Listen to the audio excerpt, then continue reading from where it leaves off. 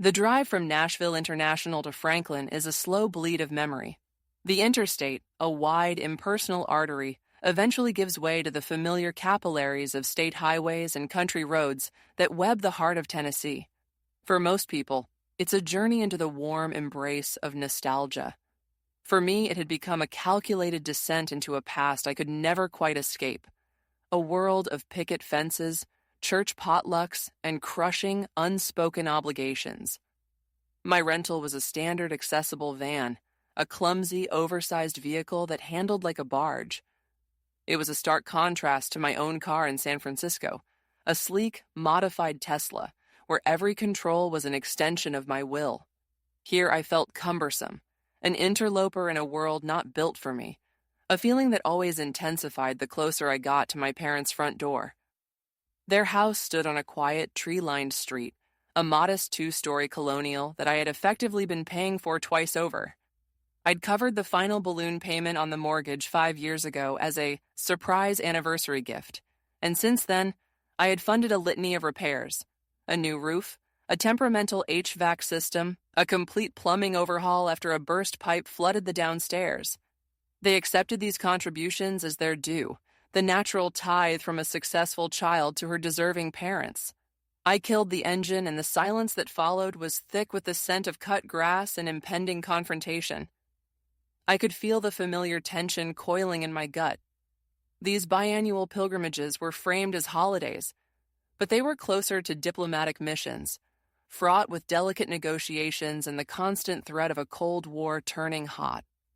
Maneuvering my chair down the ramp and up the slightly too steep portable ramp my father grudgingly set out for my visits, I rolled toward the front door. It swung open before I arrived, my mother wiping her hands on her apron, a practiced smile of welcome plastered on her face. "Elaine, you're here.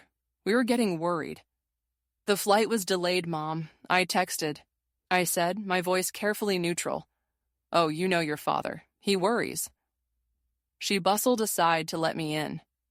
The house smelled of her Sunday pot roast, a rich, savory aroma that was once the scent of comfort and was now merely the olfactory backdrop for our family's long-running drama. The dinner table was already set, the familiar oak surface gleaming under the dining room chandelier. This table was a silent witness to my entire life. It was where I'd struggled through algebra while my younger sister Sheila doodled fantastical dresses in a sketchbook. It was where my parents had tearfully explained the permanence of my condition after the accident. It was where, year after year, I had listened to the litany of financial woes that always, inevitably, ended with their gazes turning to me. My father entered from the kitchen, giving me an awkward one-armed hug over the back of my wheelchair. "Good to have you home, Lane. Traffic bad?" "The usual," I replied, forcing a smile. Sheila and her husband, Tom, arrived minutes later, sweeping in with the feigned breeziness of people who were 15 minutes late and wanted you to think it was charming. Sheila kissed my cheek, her perfume a cloud of expensive floral notes that seemed out of place in our parents' humble home. "Lane, you look great. San Francisco agrees with you," she chirped, her eyes doing a quick, practiced scan of my outfit. I knew what she was looking for: the label on my blouse, the designer of my watch. She was an appraiser, constantly calculating my net worth, and by extension, her potential allowance. We settled around the table, my wheelchair positioned at the head, a temporary throne in a kingdom where I held all the financial power, but none of the emotional authority. The initial conversation was a minefield of pleasantries. I gave them the curated version of my life. A challenging project at work had been a success. The weather in California was mild. My new smart home integrations were making life easier. I omitted the 60-hour work weeks, the brutal office politics, the daily grinding effort it took to maintain my success and my independence. They weren't interested in the labor, only in its fruits. The shift began, as it always did, with a carefully deployed sigh from my mother.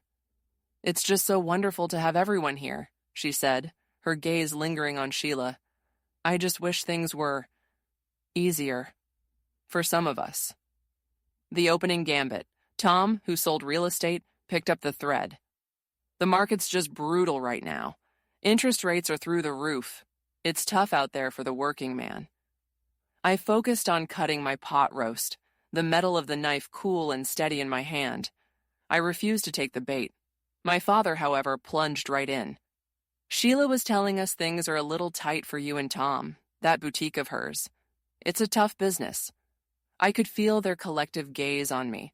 I was the audience, the judge, and the treasury all in one. I glanced at Sheila. She was pushing a single, sad-looking green bean around her plate with her fork, her expression a perfect mask of beleaguered artistry. The struggling, small-town dreamer. It was a role she had been rehearsing for years. Oh? I kept my voice a placid lake, betraying none of the turbulence beneath. I thought things were picking up. You said the holiday season was strong. It was. Okay, she mumbled, not meeting my eyes. But the overhead, Lane. The rent, the utilities, the loan payments. They're a monster. We're barely keeping our heads above water. The loan. The 50,000 albatross I had hung around my own neck. I had hesitated for weeks before co-signing. My financial advisor had all but begged me not to. Never mix family and credit, Elaine, he'd warned. But Sheila had wept. She had invoked our childhood, our shared history, our sisterly bond. She had painted a picture of thread and charm, her little boutique, as her one and only chance to build something of her own, to escape the dreary reality of her first-grade teacher's salary. And she had invoked the promise. I was 12, and the world had shrunk to the four walls of my hospital room. My legs, once strong and reliable, were strangers to me. The doctors used words like permanent and adaptation. My parents looked at me with a terrifying mixture of love and pity. It was Sheila, at 10, who had seen past the chair. She'd sat on the edge of my bed, her sketchbook open on her lap. "You're the smart one, Lane," she'd whispered, her small hand gripping mine. "You're going to invent things, like on TV. You'll be so rich. And you'll take care of me, right? You'll buy me the prettiest dress shop in the whole world, and I'll never have to worry about anything ever again." In that sterile, hopeless room, her words were a lifeline. She hadn't seen me as broken. She had seen me as powerful. She had given me a future, a mission. My success wouldn't just be for me. It would be for us. "I promise, Sheila," I had whispered back, clinging to her words. "I'll always take care of you." And I had. My God, I had. That promise had been the silent engine of my ambition. It justified the all-nighters in college, the soul-crushing entry-level jobs, the relentless fight to prove myself in a tech world that saw my gender and my disability as liabilities. The $30,000 I'd given her for her wedding, which had delayed the purchase of my own first home. The $20,000 wire transfer for the down payment on their house, a transfer made after a frantic, tearful call from her about a fictitious eviction notice. The constant, smaller transfusions of cash for car repairs, dental bills, and credit card debts. All of it, every last dollar, had been an installment payment on that childhood promise. Now, at this table, the promise felt like a chain. "The loan is a significant commitment," I said, my voice carefully measured. "We discussed this. We looked at the business plan together. What do the numbers say? Are your revenue projections on track? Have you considered a new marketing push?" The atmosphere in the room didn't just chill. It flash froze. Sheila's head snapped up, the mask of the struggling artist replaced by a sneer of pure resentment. "Oh, for God's sake, Elaine, would you just stop?" She spat, her fork clattering onto her plate. "Stop with the condescending corporate bullshit, your projections and your marketing pushes. This isn't Silicon Valley. You have absolutely no idea what it's like in the real world." The shock of it was like a physical blow. A dull ringing started in my ears. My world, the world of complex software architecture, of managing a team of 20 engineers, of negotiating multi-million-dollar contracts, wasn't the real world. My father, ever her champion, jumped to her defense. "Your sister is pouring her heart and soul into that shop, Elaine. She's working her fingers to the bone. A little compassion wouldn't kill you. It's not like what you do is real work. You just sit at a computer all day, tapping on keys. The sheer, breathtaking ignorance of his statement almost made me laugh. They had no framework to understand my life, so they dismissed it. They saw my physical immobility and projected it onto my entire existence. In their minds, I didn't do anything. Money simply materialized in my bank account, a magical, effortless byproduct of my quiet life in the chair. The injustice of it burned away the shock, leaving a cold, hard knot of anger in my stomach. I co-signed a $50,000 loan, I said, my voice dropping to a low, dangerous register. I gifted you $30,000 for your wedding and $20,000 for your house. I pay for the new water heater, the leaky roof, the property taxes on this very house we're sitting in. How dare you suggest I haven't been supportive? How dare you? Sheila stood up, her chair scraping loudly against the hardwood floor. Her face was flushed, her eyes blazing with a righteous fury that was so utterly baseless, it was almost sublime in its audacity. "Given," she hissed, her voice dripping with venom. "You haven't given us a damn thing, Elaine. You've invested. You use your money to buy control, to make us feel pathetic so you can feel powerful. You sit out there in your perfect, sterile apartment in your perfect, accessible world, and you throw scraps to your poor, struggling family back home to alleviate your own guilt. You have never, not once in your life, known what it means to actually sacrifice for someone." Every word was a perfectly aimed dart, designed to inflict maximum pain. It was a complete inversion of reality, a narrative so twisted and self-serving that it left me breathless. She had taken my love, my loyalty, my sacrifice, and reframed it as a selfish, cynical transaction. My mother, her face a mask of sorrowful agreement, delivered the final devastating blow. "She has a point, dear," she said, her tone gentle, which only made it more monstrous. "We are so, so grateful for your help, but it's not as if you have other obligations. You don't have a husband or children to support. It's just easier for you. Easier for me." The phrase echoed in the sudden, ringing silence of the room. My life, the years of physical therapy, the daily battle with a world not designed for me, the emotional toll of being perpetually underestimated, the sheer, relentless force of will required to build the life I had. All of it, in their eyes, was easy. My independence wasn't an achievement. It was a void. My childless, unmarried state wasn't a personal choice. It was a cosmic surplus in my budget that they were entitled to correct. They had taken the very things that defined my strength and twisted them into a justification for their own parasitic entitlement. I looked from my mother's pitying face to my father's resentful one, and finally to my sister, who stood there, triumphant, having finally said the quiet part out loud. In their story, I wasn't the benefactor, I was the villain. A cold, unfeeling dragon, hoarding a treasure they were rightfully owed.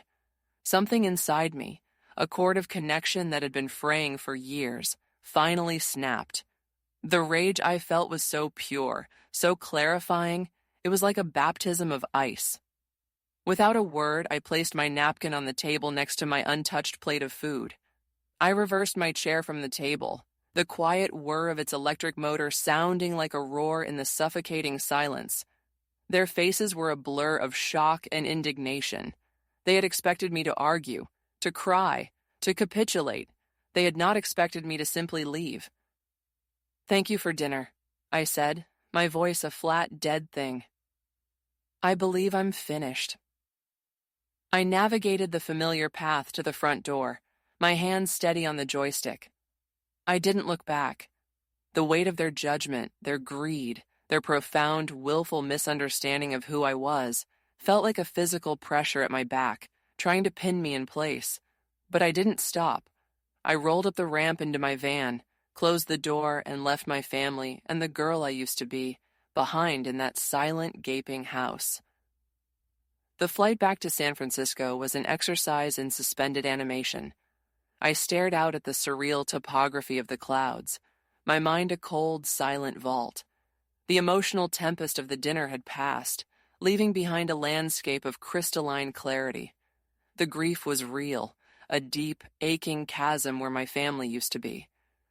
But it was overshadowed by a feeling that was new and terrifyingly powerful: resolve. My apartment greeted me with its quiet, orderly embrace. The automated blinds rose as I entered, revealing a sweeping panoramic view of the bay, the Golden Gate Bridge, a stoic red sentinel against the encroaching fog. This space was my testament. Every low-light switch, every accessible counter, every piece of integrated technology was a brick in the fortress of my independence, a fortress I had built with my own mind and my own labor, a fortress they had tried to undermine from within. Sleep was an impossibility. Fueled by caffeine and a cold, burning rage, I settled in front of my dual monitors. The dinner had been an ambush, but they had made a critical error. They had shown me their hand. They believed I was a passive source of income, a sentimental fool bound by a childhood promise. They had forgotten who I was. I was a systems analyst. I find patterns in chaos. I identify vulnerabilities, and I solve problems. My family had just become the most complex, malignant problem I had ever faced. The investigation began where all modern-day reckonings do, on social media. Sheila's Instagram profile, which I had previously scrolled through with sisterly affection, now looked like a crime scene. It was a masterclass in curated poverty. Photos of her at Thread and Charm, surrounded by bolts of artisan fabric, with captions about the struggle of a small business owner. Pictures of her and Tom on a hike, celebrating their simple life. It was a carefully constructed narrative of humble, creative striving, but the devil is in the tagged photos. I navigated to the profile of her best friend, Ellen Foster. Ellen was a social butterfly with a public profile and a penchant for oversharing. Her feed was not a curated narrative, it was a digital diary, and it was the key that unlocked Sheila's secret life. My breath hitched. The first piece of evidence was a photo album from 3 months prior. The title was Cabo Fun. There in the first picture was Sheila, laughing on a sun-drenched balcony, a turquoise ocean sprawling behind her. She was clinking a champagne flute with Ellen, looking tanned, relaxed, and utterly carefree. The caption read, "Topping up our tans with my favorite boss babe. So proud of my bestie Sheila for absolutely crushing her sales goals." I felt a wave of nausea. I scrolled through my own text history with Sheila. I found it. A frantic series of messages from her dated the exact weekend of the Cabo trip. "Lane, I'm so sorry to ask. I'm in tears. A huge fabric shipment came in COD, and I can't cover it. I can't make payroll. The girls won't get paid. Can you please help? I'm so desperate." I had wired her $2,000 without a second thought. My fingers flew across the keyboard, my movements precise and robotic. I opened a new window, my online banking portal. Side by side, the two screens told a story of staggering betrayal. Another of Ellen's posts, Sheila 2 months ago, beaming in the front seat of a car, holding up a brand new cream-colored Louis Vuitton handbag. The caption, "Someone's been spoiling herself." My bank statement, a $3,000 transfer to Sheila's account from the same week, labeled Leaky Roof Fund. Another post, a lavish dinner at a Michelin-starred restaurant in Nashville a month ago. A table laden with complex, expensive-looking dishes. My text messages, Sheila, the same day, claiming she had to sell her grandmother's jewelry to afford groceries. It went on and on. A ski trip to Aspen, courtside tickets to a Grizzlies game, a diamond tennis bracelet that she'd told me was a cheap knockoff, but which Ellen had tagged with the name of a high-end Nashville jeweler. She wasn't struggling. She was living like a queen. My sister, the humble first-grade teacher, the plucky entrepreneur, was a pathological liar and a thief. She and her husband were funding a life of obscene luxury with my money earned through my sweat, my intelligence, my sacrifice. And all the while, they had the audacity to paint me as the villain, the unfeeling Scrooge McDuck in my West Coast vault. The final piece of the puzzle, the one that solidified my course of action, was the business loan. I pulled up the signed PDF from my encrypted files. My name was there, right next to hers. Elaine Murphy, co-signer. My pristine 820 credit score, the score I had cultivated with obsessive care, was the bedrock upon which her fantasy life was built. Her boutique wasn't a business, it was a front. It was a socially acceptable vehicle for her to solicit a $50,000 investment from her gullible older sister. The sun was beginning to rise, painting the fog in hues of orange and pink. My investigation was complete. The anger had burned itself out, leaving behind a cold, clear void. There was no room for sentimentality, for grief, or for any lingering ghosts of a childhood promise. There was only the problem and the solution. They had underestimated me. They had looked at my wheelchair and seen weakness. They had looked at my generosity and seen a bottomless well. They had made a critical system error. They were about to discover the price of a reboot. My first call on Monday morning was not to my family. It was to Karen Walsh.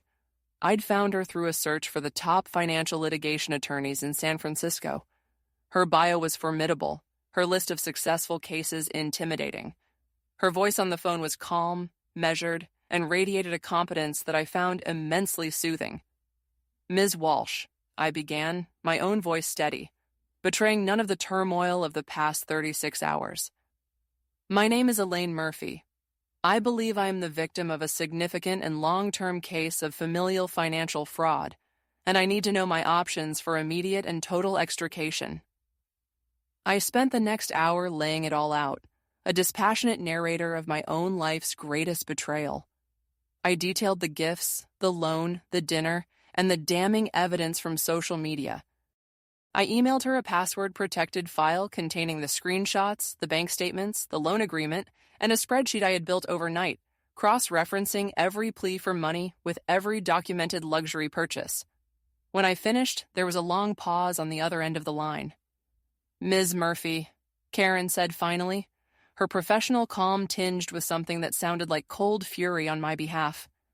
"This is one of the most brazen cases of emotional and financial manipulation I have ever encountered. The evidence you've compiled is meticulous and damning. Your sister hasn't just been irresponsible, she has committed fraud. She obtained your signature on a federal loan document under materially false pretenses. You are not just a victim, you have legal recourse." The validation in her words was a balm on a raw wound. I wasn't crazy. I wasn't being cruel or selfish. I was responding to a calculated attack. "I don't want to sue them," I said. "I don't want a single dollar back. I want them out of my life. I want to sever every financial and legal tie that binds me to them. I want to cauterize the wound."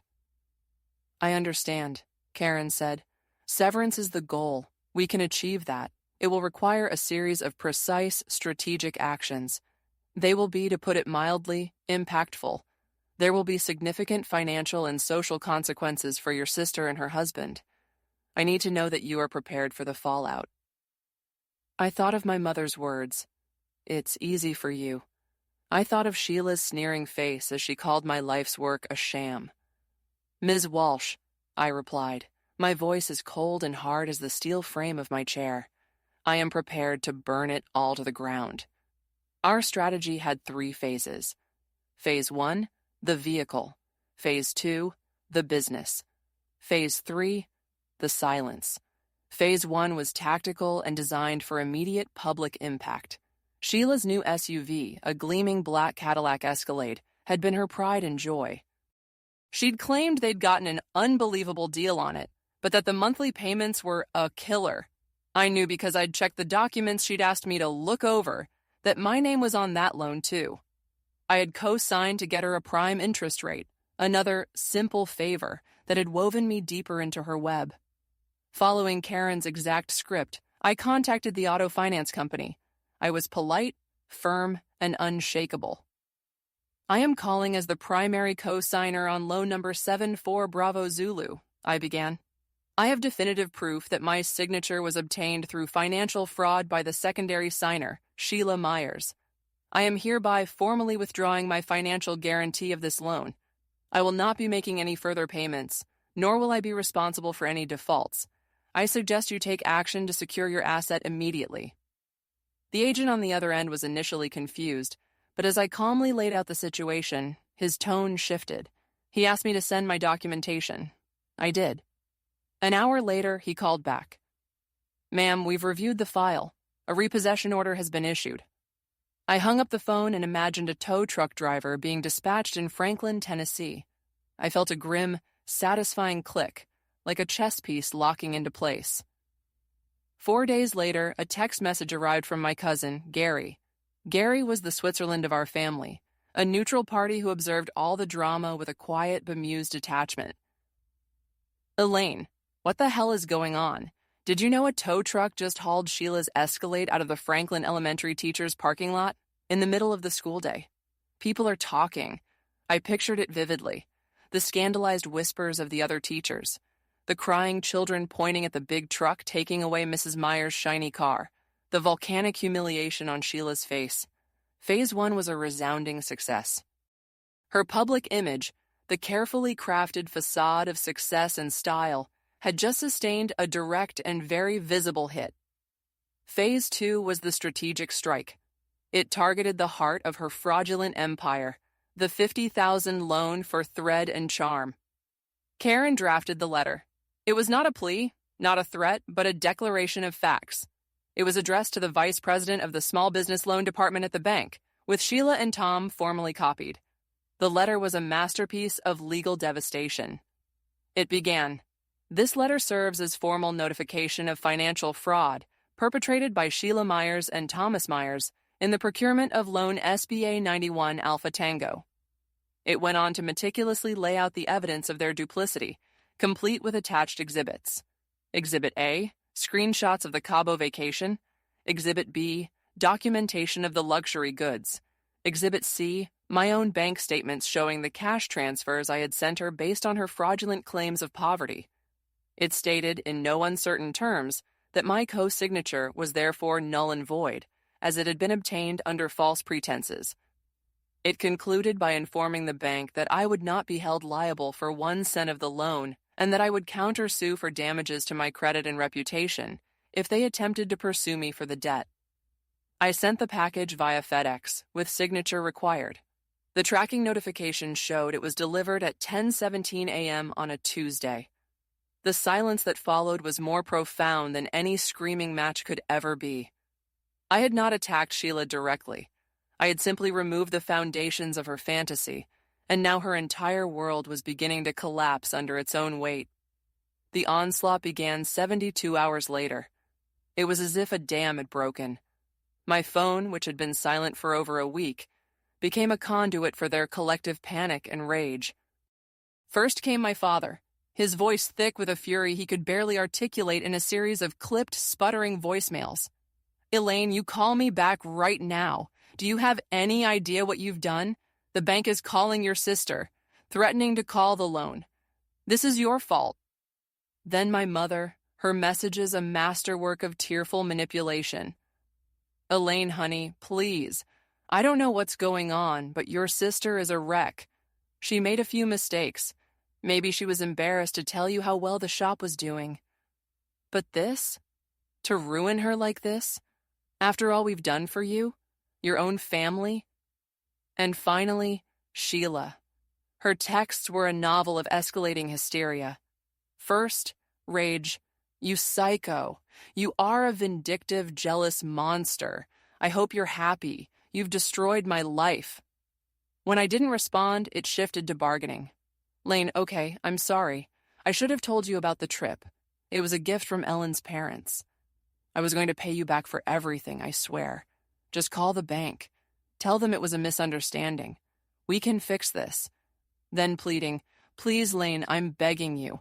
My dream is turning into a nightmare.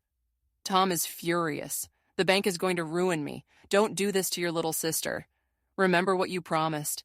That last line, "remember what you promised," was the one that sealed her fate.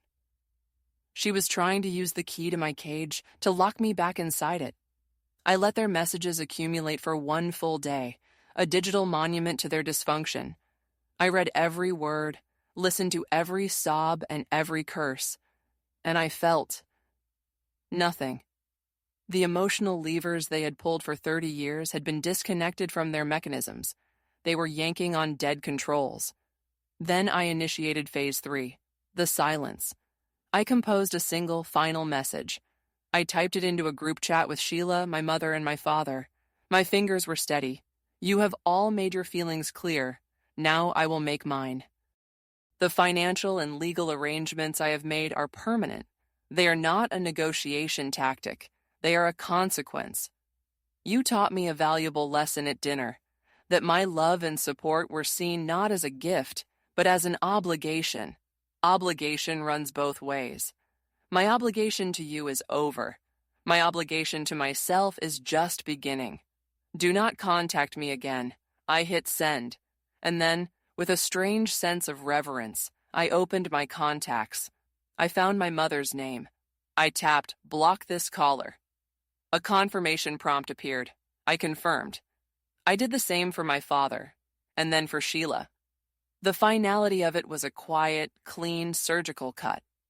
The silence that filled my apartment in the moments after was not an absence of sound. It was a presence.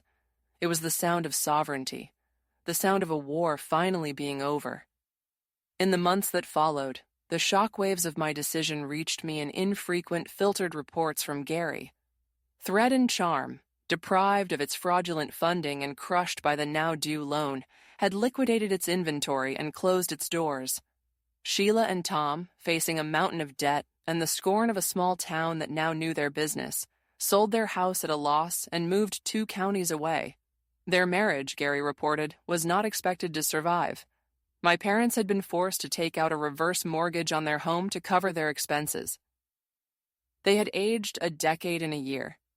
I felt a ghost of sadness for the family I wished I'd had, but it was quickly replaced by an overwhelming sense of peace. I had not destroyed them. I had simply stopped enabling their self-destruction at my own expense. My life, now truly my own, began to expand in ways I had never allowed myself to imagine. I accepted a promotion to Director of Engineering. I took a solo trip to Japan, a journey I'd postponed for years due to manufactured family crises. I established a scholarship fund at my alma mater for students with mobility impairments entering the STEM field. I was building a legacy, not bankrolling a lie. Sometimes late at night, I sit in my chair and look out at the lights of the city scattered across the hills like fallen constellations. I think about the promise made by a 12-year-old girl in a hospital bed. I had promised to take care of my sister, to build a world where she would never have to worry. I kept that promise. I built that world. But it was my world, not hers. And the person I finally, truly took care of was that fierce, scared, determined 12-year-old girl. I gave her back her future, and it is vast and bright and gloriously, unshakably mine.